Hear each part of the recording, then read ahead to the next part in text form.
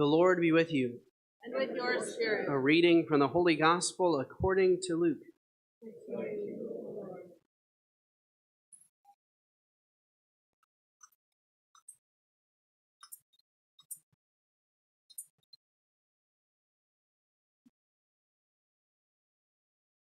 While some people were speaking about how the temple was adorned with costly stones and votive offerings, Jesus said, "All that you see here, the days will come when there will not be left a stone upon another stone that will not be thrown down." Then they asked him, "Teacher, when will this happen? And what sign will there be when all these things are about to happen?" He answered, "See that you not be deceived.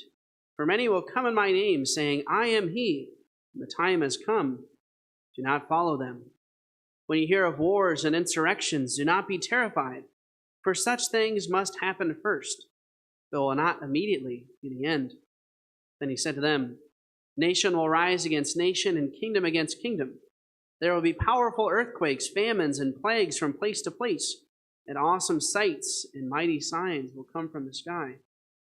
Before all this happens, however, they will seize and persecute you. They will hand you over to the synagogues and to prisons. They will have you led before kings and governors because of my name. It will lead to your giving testimony. Remember, you are not to prepare your defense beforehand, for I myself shall give you a wisdom in speaking, that all your adversaries will be powerless to resist or refute. You will even be handed over by parents, brothers, relatives, and friends, and they will put some of you to death. You will be hated by all because of my name, but not a hair on your head will be destroyed. By your perseverance, you will secure your lives." The Gospel of the Lord. Praise to you, Lord Jesus Christ.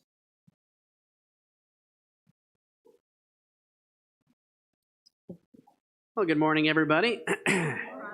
Sound a little different this morning. I'm a little bit under the weather, so if you can keep me in your prayers today. And also this week, my throat is bothering me, so I'm probably going to have some voice cracks in here. Don't be alarmed, all right? I have gone through puberty, right? I'm a little sick. This happens when your throat begins to be a little bit ill, and it's could use your prayers because I'm actually getting ready to leave for a week. I'm getting ready for my annual cabin trip with the priests, where there are plenty of cigars, and so we'll see how that one plays out, right, with this illness. But anyway, we are in the second to last Sunday of Ordinary Time. Right, the last Sunday of Ordinary Time is it's the feast of, you may know, Christ the King. It's the last Sunday of Ordinary Time. So leading up to that last Sunday, we always hear about the last deeds of Jesus, right? And the last things in a certain sense. So we heard from the prophet Malachi this morning. The prophet Malachi is the last of the biblical prophets. It is the last book in the Old Testament before you get to the Deuterocanonical books. And then we hear from the last sermon of Jesus this morning. You know, there are a lot of things that are misunderstood about the last things in our culture today. I remember when I was in high school and I first started getting into my faith, I started, back when people watched cable television. Now we have Netflix and all these other things, but back when people still watched cable television, right, every once in a while I would flip it to the Christian channel.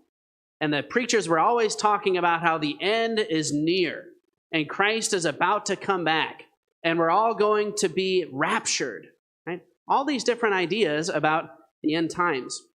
The word rapture doesn't appear anywhere in the scriptures, at least not in an English translation of the Bible. It's not in the book of Revelation.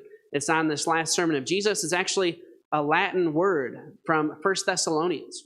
Right? We as Catholics, we don't believe in the rapture. The rapture is something that was made up about 150 years ago by a famous American minister whose last name was Darby. If you look in all the tradition of the church, you don't see anything about the rapture. But there's many misunderstandings about this. Another very common misunderstanding about the end times has to do with the temple in Jerusalem. Right? Many people believe that the sign of Christ's return is going to be the reestablishment of the nation of Israel, followed by the rebuilding of the temple. Right? How many of you are familiar with this? Right? Maybe some of you. Right? I always wondered when I was a child, I always wondered why we were so invested politically in the nation of Israel in the Middle East. Now, obviously, there's good reasons for that. It's good to have an ally over there, but also there is a strong fundamentalist Christian idea that in order for Christ to come back, the temple in Jerusalem must be rebuilt. Right? The temple was destroyed in 70 AD, and now there is a mosque, a Muslim mosque, over the Temple Mount. And many people think that the sign of the end times will be when the temple is rebuilt again. You know, we don't believe this as Catholics. We don't believe that the temple is going to be rebuilt. Actually, there's some people who tried to rebuild it in the 4th century. There was a man named Julian the Apostate. How many of you are familiar with Julian the Apostate? Right? Some world history review for some of you, right? Julian the Apostate was the grandson of the Emperor Constantine, and as kind of a sign of rebellion against his grandfather, he wanted to return the Roman Empire to pagan religions. And so one of the ways he was going to do that as a slap in the face to Christianity is he was trying to rebuild the Jerusalem temple for the Jews to come and worship.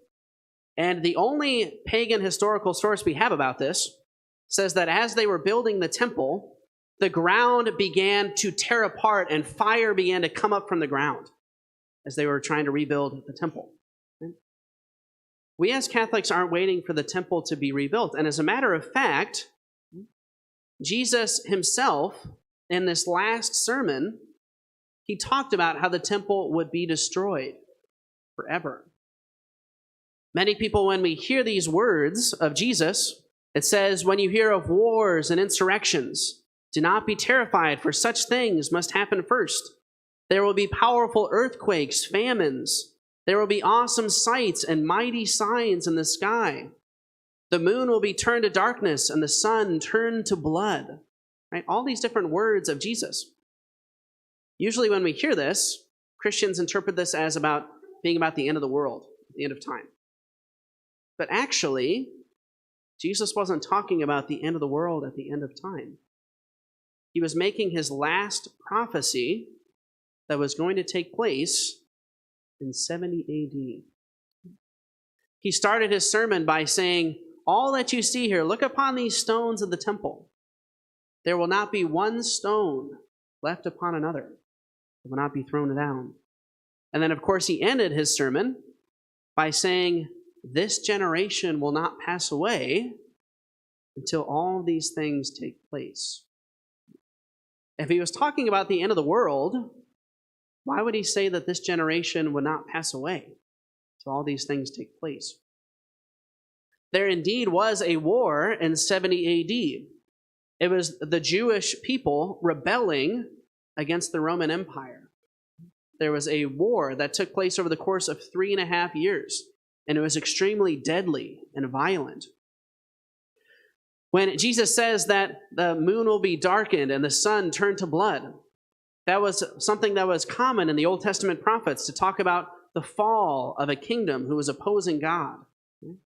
It wasn't so much a literal sense. And indeed, the people living in Jerusalem, right, they were the greatest persecutors of the Christians, right, of Christ's people. Even this thing about the mighty signs coming from the sky, amazingly enough, this actually took place in 70 AD.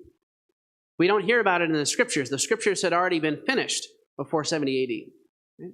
So we don't hear about these things taking place, but we know from certain historical sources. Josephus, a famous Jewish historian who was there during the war, he said that very strange things began to take place in the temple in Jerusalem leading up to 70 AD. He said that there was one year, for example, where people saw a star in the sky all day long in the shape of a sword, and there was a comet that lasted all year.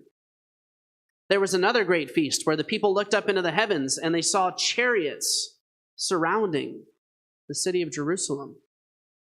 Perhaps the most terrifying was another year when they were offering sacrifice in the temple, and in the Holy of Holies, where nobody was allowed to enter except for the high priest once a year. All of a sudden, as they were offering sacrifice, they heard a large crash and a voice saying, "Let us depart hence from this place." There indeed were terrifying signs taking place in the temple in Jerusalem. When Jerusalem actually was captured and the temple was burned to the ground, there were over 1 million people in the city, according to Josephus, because it was one of the great Jewish feasts. But strangely enough, we don't have any historical evidence of any Christians who died during the siege of Jerusalem. Eusebius says it's because they had fled to the mountains, just as Jesus had said. At the end of this passage in Luke, Jesus says, when you see these things happening, flee to the mountains. According to Eusebius, that's where all the Christians went to. They went to the mountain city Pella. All of this is to say that when it comes to the end times, right, we as Catholics, we don't believe the temple is supposed to be rebuilt. It was destroyed once and for all in 70 AD. People tried to rebuild it 400 years later. It didn't go very well. We as Catholics, we're not waiting for a new temple because we as Catholics believe that the new and everlasting temple is already among us. Jesus referred to his own body as the temple. Remember? He says, destroy this temple, and in 3 days I will rebuild it. It was referring to the temple of his body. In the Old Testament, you had to go to a building to encounter the presence of God. You had to go all the way to Jerusalem to go to God's house. Not so anymore with the coming of Christ. With the coming of Christ, any Catholic church, any tabernacle is the presence of God. Even any baptized Christian, because they have the grace of God dwelling within them. Right? Christ's presence is among us. One way to describe the Catholic Church is it is literally the extension of Christ throughout the world. And we say that the church is the mystical body of Jesus. That Jesus no longer, in order to see him, you have to go to one particular place on earth, but rather his presence is all over the place, primarily in the Eucharist. And we are the extension of his body.